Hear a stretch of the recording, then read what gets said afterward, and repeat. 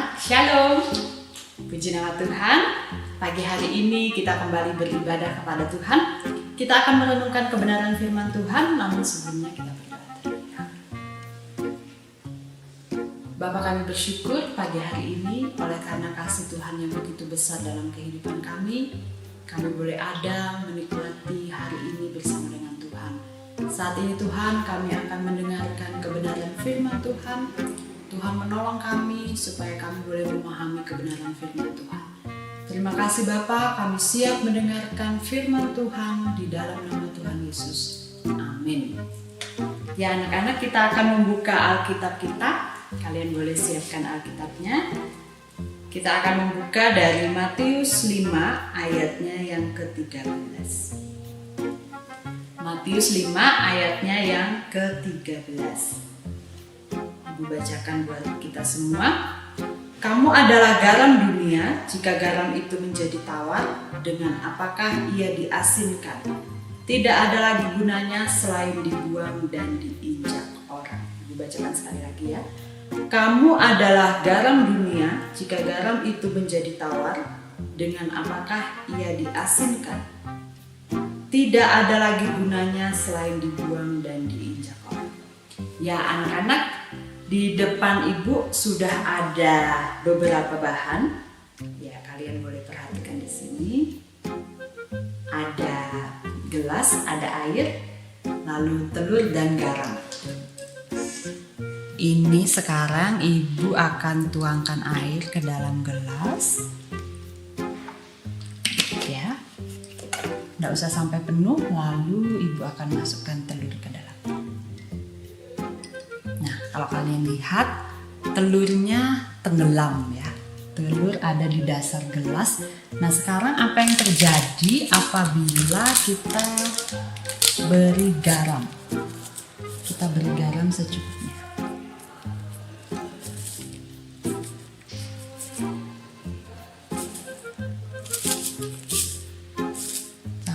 Tunggu sampai ada perubahan.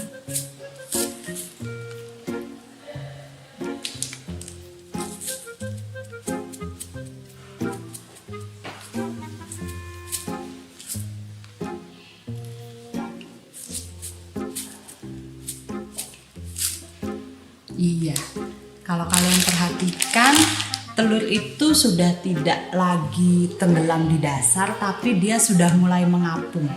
Karena garam itu mempengaruhi telur ini sehingga dia bisa mengapung seperti ini.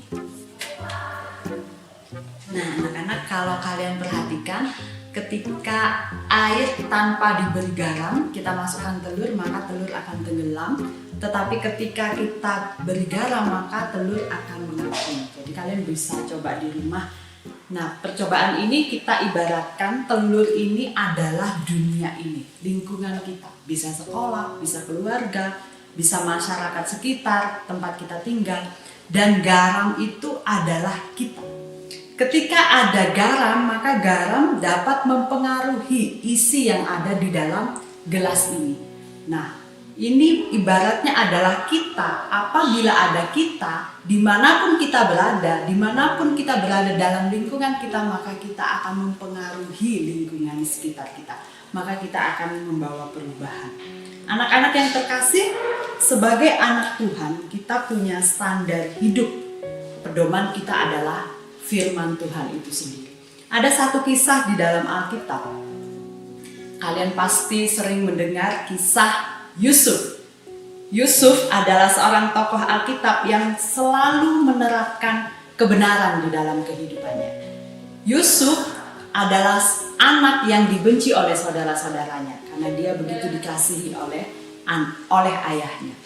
Karena dia dibenci, maka saudara-saudaranya menjual Yusuf kepada orang Midian. Dan Yusuf pun dijual kepada Potifar.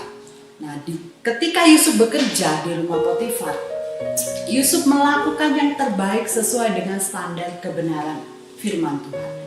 Dan dia diberkati. Rumah Potifar tempat dia bekerja diberkati oleh Tuhan karena keberadaan dari Yusuf. Nah adik-adik, anak-anak yang terkasih, walaupun ada cobaan, ada godaan terhadap kehidupan kehidupan Yusuf, Yusuf tetap menerapkan kebenaran walaupun akhirnya dia harus dipenjarakan. Ketika dipenjara pun Yusuf tetap menerapkan kebenaran firman Tuhan, sehingga dia boleh menjadi berkat bagi orang-orang di sekitar yang bersama-sama dengan dia. Dan akhirnya Yusuf sampai di istana Firaun. Ketika dia menjadi penguasa pun dia tidak menggunakan kuasanya untuk berlaku semena-mena. Bahkan ketika terjadi kelaparan di Mesir dan berdampak kepada keluarganya datang, Yusuf tidak menggunakan kuasanya. Dia tetap mengampuni keluarganya. Dia tetap mengampuni saudara-saudaranya yang sudah berbuat kesalahan kepadanya. Itulah Yusuf, seseorang yang tetap menerapkan kebenaran, yang mempengaruhi sekitarnya. Jadi dia bukan dipengaruhi oleh sekitarnya. Kita seringkali ketika kita bergaul dengan teman, kita seringkali justru kita terpengaruh oleh kebanyakan teman. Teman menyontek, kita ikut menyontek. Teman mengeluarkan kata-kata yang tidak baik, kita ikut mengeluarkan kata-kata yang tidak baik. Tidak demikian dengan Yusuf, dia punya standar hidupnya, yaitu firman Tuhan. Nah, anak-anak yang terkasih, biarlah kehidupan kita juga memiliki standar hidup, yaitu kebenaran firman Tuhan. Kita mempengaruhi lingkungan kita. Dimanapun ada kita, ada pengaruh baik di sana. Dimanapun ada kita, bukan kita yang dipengaruhi, tapi kita yang mempengaruhi lingkungan kita. Jika banyak teman kalian mungkin melakukan kesalahan, berkata yang tidak baik, bagaimana sebagai anak Tuhan kalian berpengaruh terhadap lingkungan? Kalian mengucapkan kata-kata yang baik, yang sopan, yang benar, tidak mengikuti apa yang ada di sekitar kalian. Itulah garam. Garam berpengaruh positif terhadap lingkungan. Bahkan ketika ibu kalian mungkin masak di dapur terus tidak diberi garam, maka rasanya itu pasti tidak enak, pasti hambar. Tetapi ketika diberi garam, maka masakan itu menjadi nikmat dan enak dinikmati. Itulah kalian. Dimanapun kalian akan membawa perubahan yang baik, perubahan yang positif. Anak-anak yang terkasih, sangat penting hidup di dalam Tuhan. Sangat penting menjadi garam di tengah-tengah teman kita, di tengah-tengah keluarga kita, di tengah-tengah lingkungan kita. Biarlah kita juga terus bisa menjadi pengaruh yang baik. Bagaimana caranya menjadi pengaruh yang baik? Mungkin anak-anak suka berdoa. Berdoalah bagi teman-teman kalian. Berdoalah bagi orang-orang yang membutuhkan pertolongan kalian. Ada orang yang sedih, ada orang yang mungkin sakit hati dengan teman. Doakanlah dia. Bukan kita semakin menghakimi, semakin menyakiti hati dia, tapi bagaimana kita mengeluarkan kata-kata positif, terus kita mendoakan dia. Apabila ada teman yang sakit, kita juga mendoakan dia, sehingga melalui doa kita ada mukjizat Tuhan di sana. Jika kalian suka menolong, tolonglah orang-orang yang membutuhkan pertolongan kalian. Hal kecil, orang tua kita pasti membutuhkan pertolongan kita. Ketika di rumah, lihat ibu repot, masak, nyapu, nyuci, ngepel, dan lain sebagainya. Kalian sebagai anak Tuhan yang membawa pengaruh positif, bantulah apa yang bisa kalian bantu.